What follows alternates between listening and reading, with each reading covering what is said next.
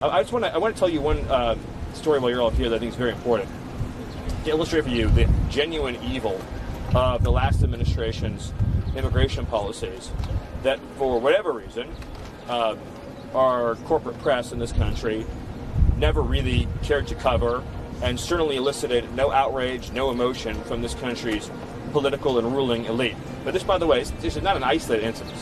This is the kind of thing that we discover not only every day, but every hour. It just illustrates how inhuman the policies were of the previous administration and how many thousands of lives we were saving by upholding and enforcing our laws. So there was a 14-year-old girl that we discovered who was trafficked across the border in the previous administration, stolen from her family in her home country. The Biden administration made no attempt to return her to her home country, or to return her to her family in her home country, or to reunify her in any way with her family in her home country. Instead, they resettled her in the United States with a so-called sponsor.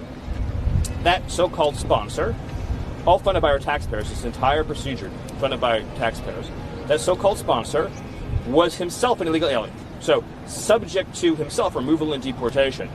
Again, the Biden administration did not deport the sponsor, but handed the girl over to the sponsor. The sponsor claimed to be that girl's brother.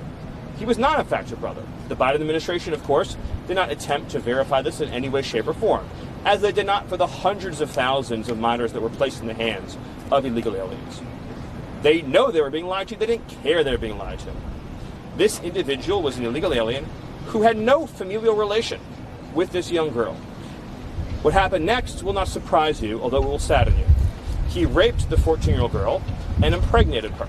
So the Biden administration took a young girl, took her away from her family, brought her into the United States, resettled her with an illegal alien, 26-year-old adult male, subjected her to rape and what anyone would describe as torture.